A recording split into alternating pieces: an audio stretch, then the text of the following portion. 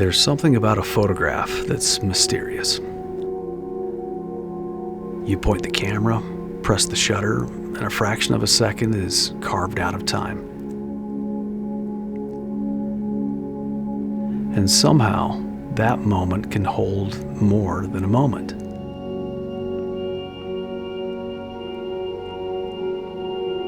It can hold a feeling, a story, a quiet ache or a breath of wonder. But why? Why do some photographs, some compositions of color and shadow and light pull something from deep inside us? I don't know, and yet I chase that. I think about that sometimes when I'm behind the lens. I don't take pictures just to take them. I take them to see, to find something just beyond the surface, to capture the way a fleeting second can tell an entire story, or convey meaning, or paint a metaphor. A photograph is a way of saying something without words. It's a way of revealing something about yourself, even when you're not exactly sure what that something is. Maybe that's why I return to certain subjects again and again. And maybe that's why so many of my photographs seem to whisper the same themes. There's something about solitude, the way an open road stretches out ahead, the way a mountain stands silent against the sky, the way the land itself seems to breathe in stillness. I'm drawn to places where the world feels vast, where the human presence is small, almost incidental sometimes, but still definitely part of it all. Maybe it's because those spaces remind me to pause, to listen, to just be. And yet solitude is never just emptiness. It's possibility, a winding road, a stretch of desert, a cabin standing alone in a field. There's always the suggestion of a journey, of something just over the next rise.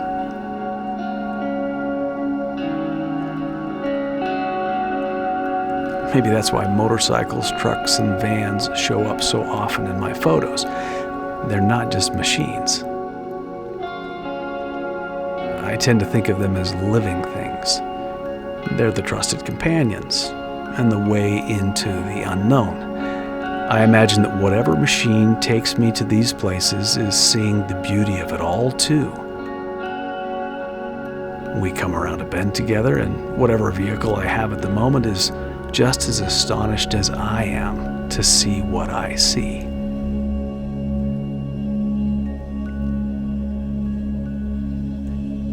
And then there's another subject of my photography: connection. My favorite photographs aren't always the grand, sweeping landscapes. Sometimes they're the ones where I caught someone I love in an unguarded moment. A quiet glance, a burst of laughter, a child completely lost in play.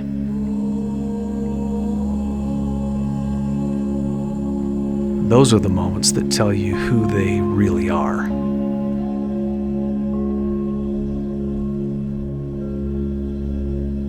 I see my wife Lori skiing down a slope, the wind in her hair. Pure joy, pure skill. I see my children when they were little, their faces full of wonder, of mischief, of a joy so pure it almost hurts to look at now. Because time moves, and yet, in a photograph, it stands still. How can a single frame of silence reveal a love of music? How can it convey the gentleness of a grizzly? How can it prompt a longing for simpler times? How can a lack of color open our eyes to things we could not quite see? How can a lens reach out and touch something that can't be touched? How can we be blind to something every day, then have light and shadow suddenly reveal it to us? How can we see air? How can a single photograph tell us an entire story? How can it invite us to see the world through someone else's eyes? How can it look like a painting? Or make us feel powerful? Or help us see the unseen? Or prompt us to learn more? How does a photograph capture serenity? How can it turn prejudice into respect? How can it capture the essence of a loved one? Or tell you who a person truly is?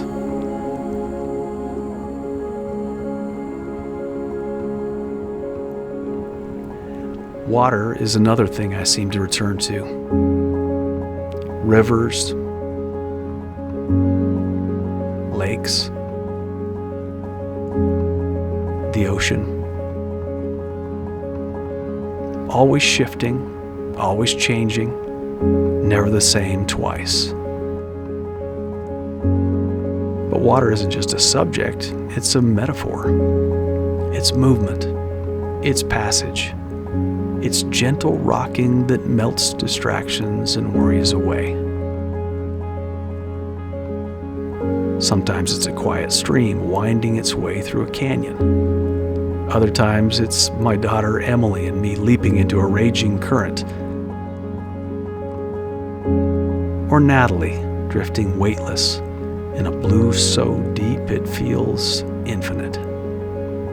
Water is the in-between place. And that's what photography is too. A photograph isn't the thing itself, it's a reflection, a glimpse, a hint of something larger. A photo can turn a lake into a mirror, an ocean into a playground, a mountain lake into the Delaware, or waterfalls into milk. How does a single frame show motion? The fluttering of flags, an approaching storm, the gentle rocking of a boat. How do we see a bus speeding through London? Or the flickering of a fiery dawn? How does it make us want to press forward? How can a photograph make us feel cold? Or make us want to dive in and take a swim? How does it show us the harmony between man-made and nature? How does it help us see what we want to see? How does a photo make us imagine what comes next?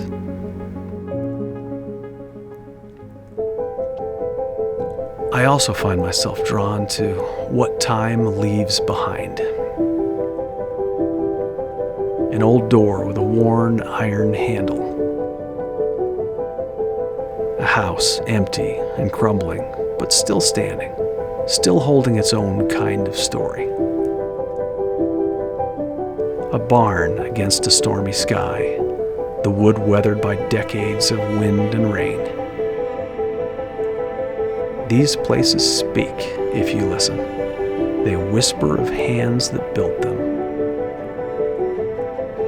of footsteps that once crossed their thresholds. They remind me that everything has a story. Maybe that's why I love photography, because it helps me listen. There's another thing about a camera. It helps you see. A bear standing in the grass, ears twitching at some distant sound. A grizzly caught in a moment of curiosity before melting back into the trees. A pod of whales breaking the surface, their breath rising into the air. These moments, unscripted, untamed, are a gift. Because in the wild, nothing poses. You take what you're given, you wait, you learn patience. You let go of the need to control and you just see. A photo can make a rodent look noble. An eagle look miserable.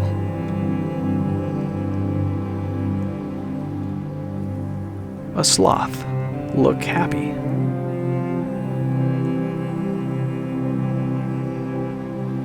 A tiny frog look tough. A real bear look like a teddy.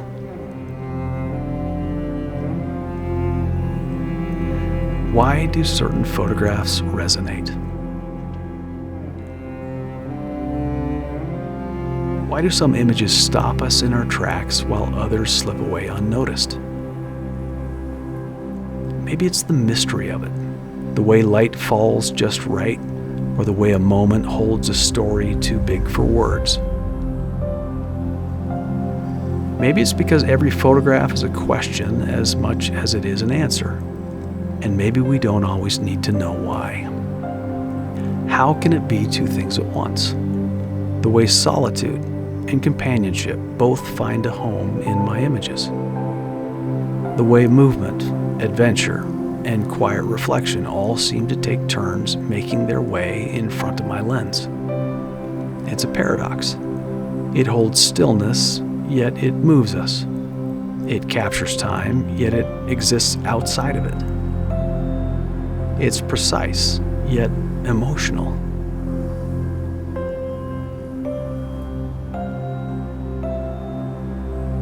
A photograph can mean everything to one person and nothing to another.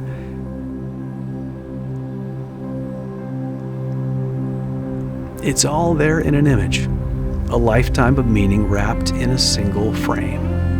And yet, sometimes it's just a picture. But maybe that's the beauty of it. Photography is something deeply personal.